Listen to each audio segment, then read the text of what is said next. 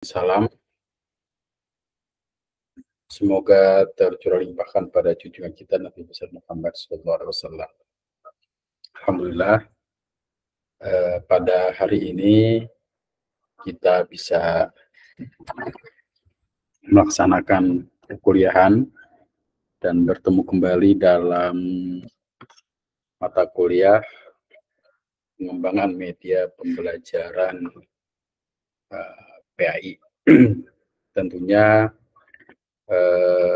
pelaksanaan perkuliahan hari ini ya, walaupun mungkin rekan-rekan yang lain belum bisa masuk ya, nanti memang harus ada ketegasan terkait dengan perkuliahan di kelas B3 ini ya, mudah-mudahan ke depannya tetap berjalan lancar dan baik. Namun walau bagaimanapun, karena kita komitmen di awal untuk melaksanakan sebuah pembelajaran, maka pembelajaran ini walaupun bagaimana harus kita laksanakan. Nah, sebenarnya secara struktur perkuliahan, walaupun perkuliahan ini dilaksanakan secara online ya, kita sudah merencanakan atau melaksanakan dalam perkuliahan ini, terutama dalam kelas kita ya. Dalam kelas kita ini kita sudah membuat rancangan perkuliahan. Nah, contohnya di kelas kita ini kan kelas B3 ya, kita sudah ada sekitar 7 kali pertemuan ya, dan ini adalah pertemuan yang ke-8. Seharusnya memang dalam setiap pertemuan rekan-rekan semua harus mampu mempresentasikan terkait dengan materi yang dibebankan dalam perkuliahan. Dan di sini sudah ada kelompok ya sebenarnya. Ini kelompoknya bisa kita buka ya, nama-namanya kelompoknya. Dan pada hari ini yang mempresentasikan terkait dengan tema kita tentang pengembangan multimedia yang merupakan tema ke-8, multimedia dalam pembelajaran PAI itu dilakukan oleh Diman Abu Novan sama M. Kamaluddin ya. Nah, kira-kira ini belum hadir ya? Belum, Pak, belum. Nah, sampai sejauh ini belum hadir. Namun walau bagaimanapun saya tetap mempresentasikan, karena memang kalaupun kita menunggu, kita nggak akan tidak pasti kita menunggu kapan gitu ya. Nggak ada kepastian kita untuk mereka masuk ya. Paling tidak presentasi ini saya rekam ya, dan nanti kalau rekamannya itu tidak ada kendala akan saya sampaikan di kelas. Nah, teman-teman sekalian, tema kita yang sekarang ini adalah tentang pengembangan multimedia dalam pembelajaran PAI. Ya. Jadi pengembangan multimedia dalam pembelajaran PAI. Nah, tema ini adalah tema ke-8 ya. Nah, kita sering mendengar kata media tentunya. Nah, media ini dipahami sebagai perangkat ya, wasilah, sarana, atau pengantar atau perantara dengan tujuan agar sebuah proses pembelajaran bisa terlaksana dengan baik, pesan itu tersampai dari yang memberikan pesan ke penerima pesan. Dalam proses pembelajaran saat ini, tentunya pesan-pesan yang tersampaikan itu harus mewakili dari kurikulum yang sudah dibuat. Dalam kurikulum yang sudah dibuat itu biasanya ada maaf ya, ada standar kompetensi atau kompetensi dasar atau standar inti atau capaian pembelajaran yang harus dicapai. Nah, capaian pembelajaran untuk mencapai capaian pembelajaran itu, maka yang harus kita gunakan adalah media agar mengantarkan pada satu tujuan pembelajaran. Kemudian dalam memanfaatkan sumber belajar mengajar, maka pengembangan pembelajaran multimedia itu harus dilakukan karena pembelajaran saat ini tidak sama dengan proses pembelajaran pada masa lalu, di mana guru hanya satu bagian saja dari rujukan atau referensi untuk mendapatkan pengetahuan, sementara yang lain termasuk media sosial, internet ya, atau alat-alat yang lain itu juga bisa dijadikan rujukan untuk mencari informasi terkait dengan pelajaran. Karena itu sebenarnya media ini sifatnya adalah pasif, dalam pengertian diaktifkan oleh pengguna, dan pengguna ini adalah guru. Karena itu guru harus mampu menggunakan multimedia dalam sebuah proses pembelajaran. Nah, kemudian media pembelajaran itu dimaknai sebagai sebuah perantara, pengantar atau tujuan yang digunakan untuk tercapainya tujuan pendidikan atau tujuan pembelajaran di sekolah. Jadi kalau begitu, agar tujuan tercapai, ya sebenarnya tidak harus menggunakan media-media yang update ya. Dengan menggunakan media-media konvensional pun, seandainya tujuan itu mampu tercapai, itu bisa digunakan dalam proses pembelajaran. Nah, tentunya dalam proses pembelajaran PAI ini tidak berorientasi pada hasil akhir saja, tapi berorientasi pada proses. Sehingga dalam proses pembelajaran yang dilakukan, proses pembelajaran itu menjadi bagian penting. Dalam proses pembelajaran itu ada akhlak, ada nilai-nilai yang harus diperhatikan, sehingga nilai akhir merupakan hasil dari sebuah proses yang panjang, jadi tidak tiba-tiba. Gitu. Nah, kemudian pengembangan multimedia itu dapat dimaknai sebagai media yang lebih dari satu media. Jadi multi itu banyak, media itu media. Multimedia artinya memanfaatkan media yang lebih dari satu.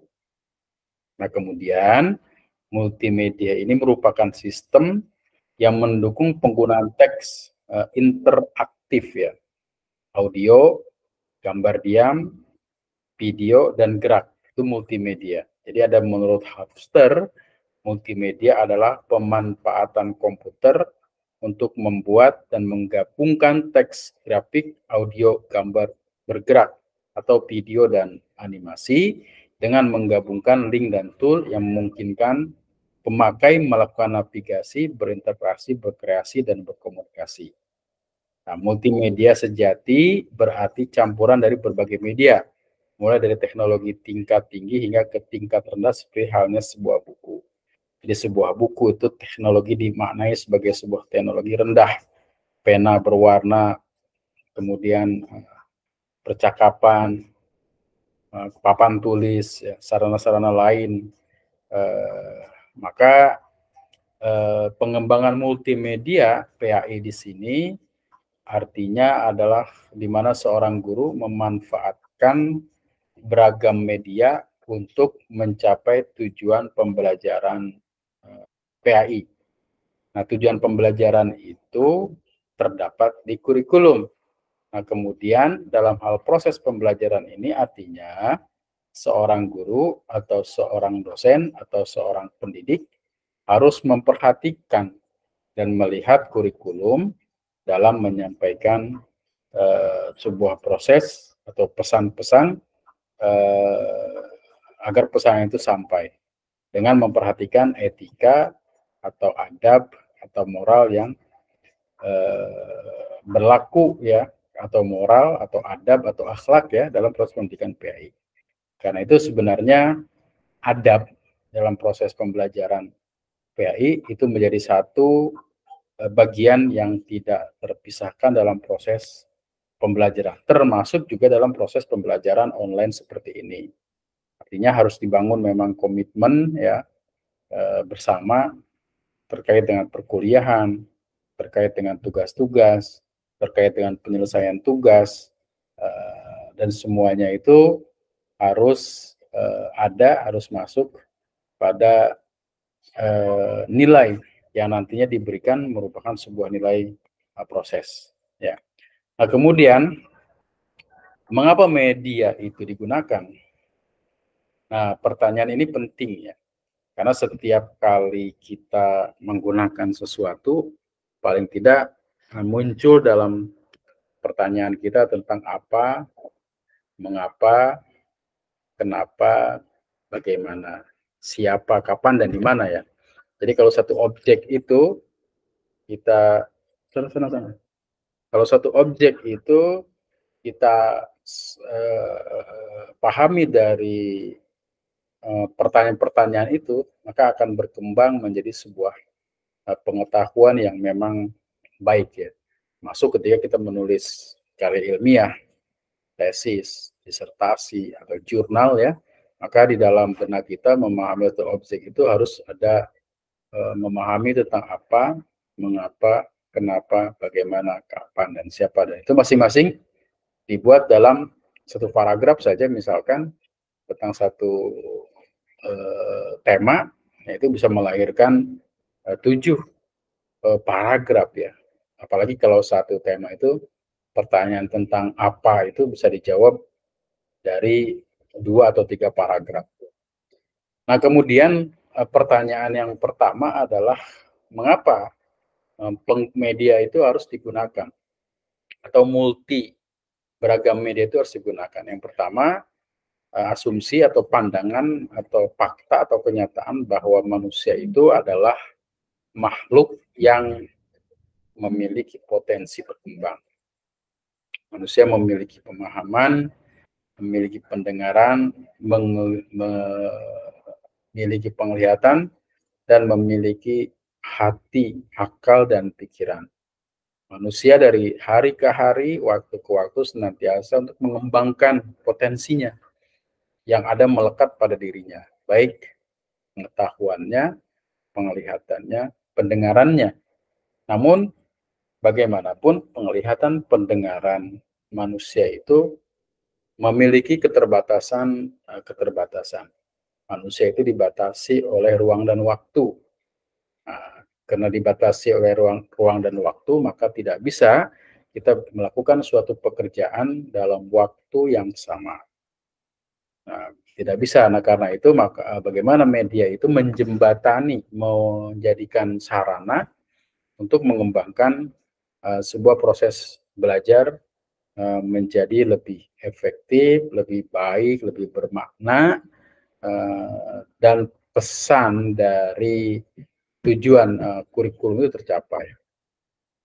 Nah, kemudian yang keduanya dalam proses pembelajaran, sesuatu itu banyak sekali hal-hal yang terlihat abstrak ya. Jadi yang konkret akan lebih mudah dipelajari pada sesuatu daripada sesuatu yang abstrak.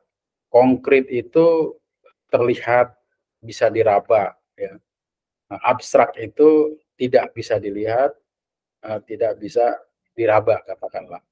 Nah, konkret itu ketika kita lihat maka akan mempengaruhi pemahaman kita tentang objek ya. Misalkan kita melihat benda batu terlihat oleh kita. Kemudian juga kalau diketuk-ketuk terdengar suaranya, maka informasi tentang batu itu bisa dilakukan secara konkret. Yang menjadi permasalahan kemudian adalah bahwa pendidikan agama Islam adalah satu pelajaran yang tujuannya adalah menambah keimanan dan ketakwaan pada Allah Subhanahu wa taala. Menanamkan dalam diri siswa itu sifat selalu diawasi, ihsan anta budallah karena katarah fa in lam takun tarah fa innahu yaraka gitu kan. Jujur itu bagian dari tujuan pendidikan agama, berakhlak mulia, melakukan ibadah, tata cara ibadah dengan baik itu merupakan bagian dari tujuan dari belajar agama. Nah, pembelajaran agama Islam ini dengan tujuan keimanan dan ketakwaan itu secara konkret itu apa? Maksud saya begini, orang yang paling takwa itu ditandai dengan orang yang apa? Yang bagaimana? Nah, maka kemudian pelajaran-pelajaran agama ini adalah pelajaran yang harus diterima dengan iman. Ya, contoh, kita diminta untuk mempercayai rukun iman. Rukun iman itu kan percaya kepada Allah, percaya kepada Rasulullah, iman kepada Allah, amantu billah wa malaikati wa kutubi wa rusuli wa yaumil akhir wa bil qadri khairi wa syarri minallah. Itu kan yang harus kita imani. Nah, nilai-nilai pelajaran agama itu masuk ke ruang-ruang itu, ruang-ruang iman. Jadi ruang-ruang iman itu terkadang memang sulit diterima secara akal. Karena itu kebenaran yang bersumber dari pengetahuan dengan yang bersumber dari agama itu berbeda. Kalau pengetahuan itu meragukan dulu, meragukan, kemudian melalui teori-teori ilmiah didapatkan pengetahuan yang baik sehingga menjadi sebuah keyakinan dan kebenaran pada saat itu. Karena ilmu itu berkembang hanya dari tesis, sintesis, antitesis, itu aja berkembang. Teori-teori ketika saudara menulis karya-karya ilmiah, tesis atau disertasi misalkan, itu kan hanya yang pertama menguatkan teori yang lama, atau yang kedua membantah teori yang lama, atau yang ketiga menguatkan teori atau membantah teori yang lama, atau memperkuat teori yang lama, atau membuat teori baru. Itulah yang berkembang. Ya, disebut dengan pengetahuan ilmiah. Tesis, sintesis, antitesis. Nah, bagaimana kemudian guru-guru PAI ini mampu membuat siswa-siswa itu memiliki sifat ihsan misalkan dengan proses pembelajaran yang dilakukan di kelas. Apa? Caranya apa? Nah, caranya apa? Nah, ini yang menjadi tantangan terbesar bagi seorang guru PAI ketika menggunakan media pembelajaran berbasis multimedia untuk meyakinkan keimanan itu. Nah, karena problem terbesar dari agama itu kan mereka yang sudah pergi tidak bisa bercerita tentang apa yang dialami mereka pada masa lalu. Informasi itu hanya kita dapatkan dari kitab-kitab suci yang memang harus diterima dengan keyakinan, dengan iman. Nah, maka seorang guru PAI itu harus bagaimana memikirkan agar apa yang diajarkan itu bisa diterima dengan baik. Nah, kemudian juga tantangan yang kedua, mengapa kita menggunakan multimedia dalam pembelajaran PAI itu ya, dalam fakta-fakta seharian, kita mengajarkan anak-anak kita nilai-nilai terbaik, iman, takwa, dan segala macamnya. Tapi terkadang mereka dihadapkan oleh kenyataan adanya ketimpangan-ketimpangan sosial. Nilai-nilai itu tiba-tiba hilang, orang yang beriman, orang yang merasa beriman, kemudian dalam tingkah lakunya bisa saja mereka terjerat kasus-kasus tertentu. Nah, ini kan sebuah problem yang besar. Nah, karena itu bagaimana seorang guru PAI ini mampu mengkonkretkan ya pembelajaran-pembelajaran melalui pendekatan multimedia. Kemudian yang ketiga ini sudah terbaca ya dalam yang kedua tadi, untuk diperlukan media pembelajaran dalam PAI, dalam pembelajaran agama Islam. Nah, kemudian penggunaan media pun ini ya dijelaskan juga, ya Allah akhrajakum min butuni ummahatikum la ta'lamuna syai'a wa ja'ala lakum syam'a wal absara wal afidah la'alakum tashkurun. Jadi apa namanya, dalam ayat ini Allah memberikan kepada manusia potensi, ya, potensi yang luar biasa melalui pendengaran, penglihatan dan akal. Tujuannya agar bersyukur. Nah, karena itu bagi kita seorang guru PAI bagaimana menyempurnakan as-sam'a wal absar, penglihatan dan akal, ya, agar sesuai dengan fitrah potensi yang ada pada diri manusia itu sendiri. Nah, kemudian penggunaan media yang digunakan ini berkenaan dengan beberapa hal. Yang pertama adalah tampilan gambar yang digunakan dalam teks-teks yang berulang sangat membantu. Ya, jadi kalau ada pesan-pesan khusus ya yang disampaikan baik oleh lembaga di sekolah atau yang lainnya, itu biasanya ada running text kalau sekarang itu ya, teks berjalan. Ataupun kalau memang itu tidak dimiliki, ada spanduk ya, atau tulisan besar misi misalkan belajar di sini seperti apa, itu juga salah satu bagian dari penggunaan media yang bertujuan untuk apa? Melekatkan tujuan-tujuan itu dalam kebiasaan-kebiasaan yang dilihat oleh peserta didik. Kenapa? Karena peserta didik itu akan lebih paham, akan lebih ingat jika pesan-pesan itu disampaikan berulang-ulang. Nah, contohnya misalkan kenapa kita memerintahkan anak-anak kita untuk sholat, itu berulang-ulang, tidak hanya satu kali. Nah, karena agar terkesan dalam diri anak itu, ya, bahwa sholat itu adalah sebuah kewajiban yang memang harus dilakukan. Yang kedua, gambar yang berisikan informasi teks yang berulang dapat berfungsi sebagai fasilitas belajar. Ya, fasilitas belajar, maka kemudian dengan teori ini di kelas itu ada mading-mading, ya, ada media-media yang bisa dibaca ketika seseorang masuk ke kelas, potensi-potensi kelas, pesan-pesan yang ada di kelas, bahkan mungkin visi-misi kelas, ya, itu juga bisa. Nah, kemudian tampilan gambar yang tidak berulang dalam teks membantu dan tidak menghalangi belajar. 4. Variabel-variabel tampilan seperti korpus halaman, gaya, warna, dan derajat kenyataannya bisa berfungsi sebagai pengarah perhatian, akan tetapi tidak secara signifikan bantu dalam belajar. Kemudian yang kelima, ada hubungan yang linear dalam gambar dan belajar lanjutannya. Jadi penggunaan media itu sangat penting karena akan memberikan kesan dalam otak ya, atau dalam pemahaman seseorang. Nah, fungsi media ini jelas ada fungsi kognitif ya, fungsi pengetahuan, fungsi kompensatoris dan lain segala macamnya.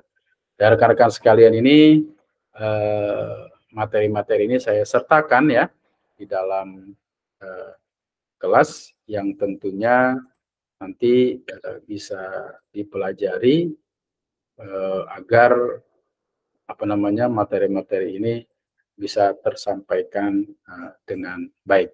Nah, rekan-rekan sekalian, sepertinya kita ini dari tadi hanya berdua gitu ya, hanya berdua. Nah, ada 3 kemudian keluar lagi. Nah, ya jadi itulah mungkin materi-materi yang saya sampaikan bagi teman-teman yang tidak masuk ya, atau mungkin ada halangan pada hari ini. Saya berusaha nanti akan mencari rekaman pada pertemuan kali ini dan saya akan menyertakan pertanyaan-pertanyaan yang perlu dijawab oleh rekan-rekan semua. Ya, terima kasih atas perhatiannya. Tampaknya saya memang tidak harus menunggu sampai rekan-rekan hadir semua. Kali ini ada pembelajaran yang sinkronus, di mana kita harus satu menyepakati waktu, satu frekuensi, satu terus pembelajaran. Kalau kita menunggu maka menjadi tidak efektif. Terima kasih atas perhatiannya. Mohon maaf atas segala kekurangan. Untuk teman-teman silakan mengisi kehadiran di kelas dan nanti silakan untuk menjawab pertanyaan yang saya berikan di kelas. Terima kasih. Assalamualaikum warahmatullahi wabarakatuh. Waalaikumsalam warahmatullahi wabarakatuh. Ya, saya Pak Duta, izin